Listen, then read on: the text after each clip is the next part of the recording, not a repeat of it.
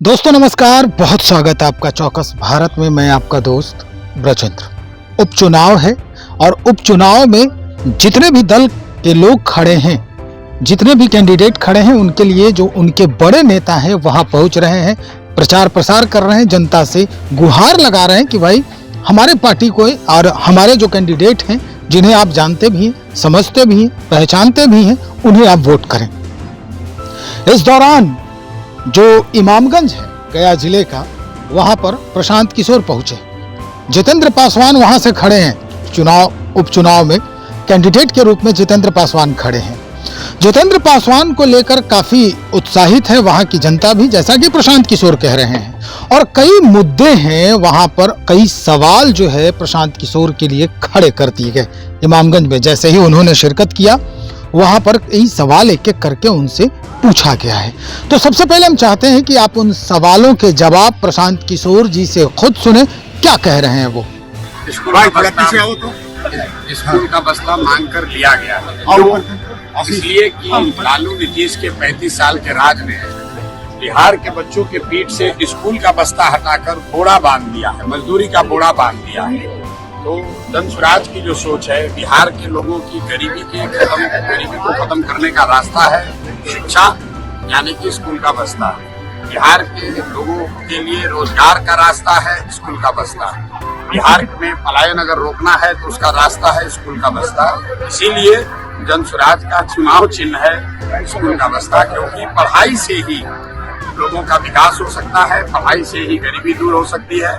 जब तक सरस्वती नहीं आएंगी तब तक लक्ष्मी नहीं आ सकती हैं। ये तो हिंदू धर्म में हर जगह कहा गया है। तो बिहार में गरीबी दूर करने का सबसे बड़ा जरिया है अच्छी पढ़ाई, और हम जन स्वराज की पूरा फोकस ही है पढ़ाई और रोजगार, और इसीलिए हम लोग का चुनाव चिन्ह भी है स्कूल का बस्ता। बहुत तेजी से जम्मू कश्मीर में माइग्रेंट लेबर की हत्या हुई है। मेरे भाई, ऐसा है, आज से 2 बरस पहले मैंने एक ट्वीट करके कहा है कि कहीं पर भी दुनिया में आप कश्मीर की और गुजरात की और केरल की बात मत कीजिए, कहीं पर भी मजदूरों के साथ कहीं अगर दुर्घटना होती है तो आप मान कर चलिए कि उसमें कोई न कोई बिहार के घर का चिराग बुझना ही बुझना है। उसमें बिहार का कोई न कोई बच्चा सफर करेगा ही करेगा। यहाँ के नेता इतने बेवकूफ लोग हैं कि कहते हैं कि अगर बिहार का लोग नहीं रहेगा तो दिल्ली में कूड़ा करकट जमा हो जाएगा, दिल्ली में सफाई नहीं हो जाएगा, वहाँ व्यवस्था ठप हो जाएगा। मेरे भाई, दिल्ली में जाकर ठेला लगाना, दिल्ली में जाकर साफ सफाई की काम करना, वहाँ सड़क बनाना, ये कोई बहुत गौरव की बात नहीं है। गौरव की बात तब होती कि बिहार में हम लोग सब्जी का खेती करते और यहाँ से हम लोग सब्जी भेजते और दिल्ली वालों को बताते कि मेरे भाई, अगर बिहारियों को बिहारी करके अपमानित करोगे तो सब्जी बंद कर देंगे, तुम्हारा खाना दाना बंद हो जाएगा।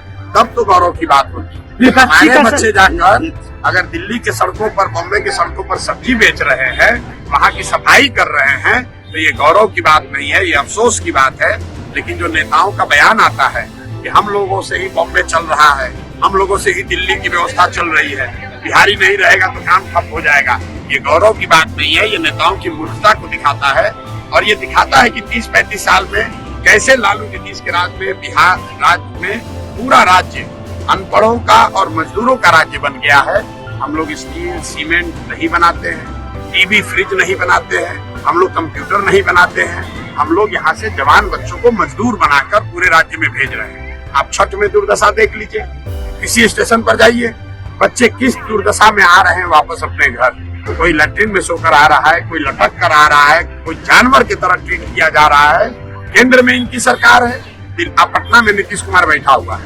इससे पूछिए एक आदमी को, मांझी जी आपके जो मंत्री हैं, पूछिए कि किस रेलवे स्टेशन पर गया है ये आदमी आज तक एक आदमी का मदद करने के लिए कि बिहार के बच्चों को आने की कम से कम व्यवस्था हो जाए। और ये लोग वोट मांग रहे हैं 30-30 साल से। मोदी का ट्वीट आया है, पीएम मोदी का ट्वीट आया है, जिसमें कहा गया है कि कांग्रेस जो एहसास हो गया है कांग्रेस को कि जो खोखले वादे करते हैं उसको पूरा करना कितना मुश्किल है। अरे भाई, ऐसा है, वो पीएम मोदी का मामला, अभी मामला बिहार का है। बिहार में मोदी जी ये बताएं कि बिहार के लिए 12 साल में उन्होंने क्या किया।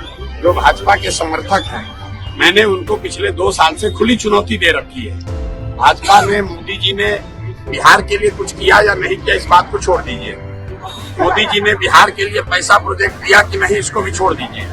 12 बरस में मोदी जी ने अगर बिहार के विकास के लिए एक बैठक किया है, एक बैठक, काम नहीं, अगर एक बैठक किया है, वो आप हमको प्रमाण दिखा दीजिए, जन सुराज मोदी जी का समर्थन कर देगा। जन सुराज बिहार में बहुत तेजी से अपना छाप छोड़ा, इससे विपक्षी दलों में जो है काफी हलबली मच गया और लगातार आप कह जा कि 1-1 लाख रुपया वोटरों को दिया जा रहा है। भाई यहाँ पर जितने लोग आए हैं, ये देखिए, पहले तो नेताओं ने खुद रोका, तो सावन के अंधे को सब हरियाली दिखती है, जिनको लूटने की आदत है। अब ये अपने साथ साथ जनता को भी चोर बता रहे हैं। आप इमामगंज की जनता से बात कर लीजिए, और कोई आदमी अगर ये बता देंगे जन सुराज उसको 10 रुपया भी दिया है तो आप उनको पकड़िए। एक आरोप है सर, ऐसा है, केंद्र में सरकार है मांझी जी की, भाजपा की, तो ईडी उनके पास, सीबी उनके पास, इलेक्शन कमीशन उनके पास, इनकम टैक्स उनके पास। तो अगर किसी को 1 लाख रुपया दिया गया है तो उसको पकड़ ले और पकड़ के फिर उस पर कार्रवाई करें। एक आरोप पे आप पे लगता है कि सही लोग, सामूहिक प्रयास जो आपका लगातार आप लोगों में लगा करके चलते हैं, तो विपक्ष के जीतन राम मांझी के बेटे संतोष मांझी जी एक बार बता रहे थे आपके बारे में, तो उन्होंने जो अपना लीडर चुना है, जैसे बेलागंज में अजमत हो गए या फिर यहाँ पे जितेंद्र जी हो गए, इन पर भी क्रिमिनल एक्ट लगा हुआ है, साथ ही साथ 9वीं फेल का टैग देते हैं आप और इंटर पास। सुन लो मेरी बात, 9वीं फेल होने से कोई आदमी की ताकत या उसकी योग्यता नहीं झलकती है। कई बार जब आप किसी गरीब परिवार में पैदा हुए या आपके गांव में स्कूल नहीं है तो आपकी फॉर्मल शिक्षा नहीं हो, लेकिन अगर आप मुख्यमंत्री के लड़के हैं, आपके माँ बाप मुख्यमंत्री हैं और आप 9वां भी पास नहीं किए, तो आपकी योग्यता से ज्यादा ये इस बात को दिखाता है कि शिक्षा को लेकर आपका नजरिया क्या है, शिक्षा को लेकर आप सोचते क्या है। मैं वो बात कर रहा हूँ। बात जहाँ तक जन सुराज के उम्मीदवारों की है, तो यहाँ पर जितेंद्र पासवान जी चुनाव लड़ रहे हैं। इस क्षेत्र में अभी तक हमको तो कोई ऐसा नहीं मिला जिसने ये कहा हो कि आदमी अपराधी है। हमको तो कोई नहीं मिला जिसने ये कहा कि जितेंद्र पासवान ठग है, बालू माफिया है। अगर है तो आज आप हमको प्रमाण दिखा दीजिए, आज हम उसका कैंडिडेचर वापस ले लेंगे। वो आदमी ठग नहीं है, वो आदमी यहाँ क्रिमिनल नहीं है, वो यहाँ का बालू माफिया नहीं है, शराब का धंधा नहीं करता है, यहाँ पर एक अस्पताल चलाते हैं। अब इसमें आपको क्रिमिनल क्या लग रहा है भैया?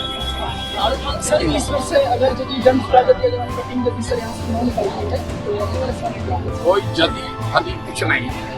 जन सुराज यहाँ जीत रहा है, इसलिए नहीं कि प्रशांत किशोर कह रहे हैं, आपने अभी सभा में सुना, हम तो वोट भी नहीं मांगे, इसलिए जन सुराज जीतेगा क्योंकि 30-35 साल से जनता यहाँ लालू, नीतीश, भाजपा की सरकार से त्रस्त है।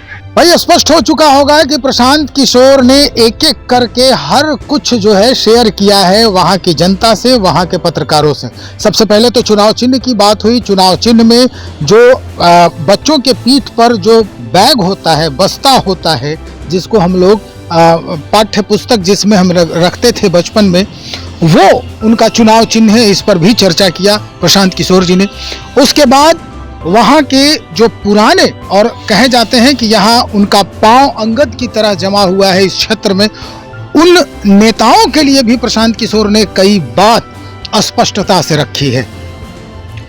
अंततः उन्होंने यहाँ तक कह दिया कि भाई जो स्थिति है अपने राज्य की और इस विधि व्यवस्था की, इस स्थिति में भला तभी हो पाएगा जब पहले हम शिक्षा का विकास करेंगे। यानी सरस्वती आएगी तो लक्ष्मी खुद ब खुद आएगी। कैंडिडेट को लेकर, यानी वहां जो प्रत्याशी खड़े हैं जितेंद्र पासवान, इनको लेकर भी काफी उहापोह की स्थिति थी। सवालात किए गए, सवालों में आरोप लगाया गया कि भाई आपके कैंडिडेट भी कोई दूध के धुले नहीं है। क्या कहा, किस तरह से जवाब दिया, आपने सुना ही है। तो चलिए देखते हैं इमामगंज की स्थिति कैसे बदलती है, वहां का राजनीतिक परिदृश्य क्या कुछ बदलता है, हमें इंतजार रहेगा। बने रहिए हमारे साथ। बहुत शुक्रिया।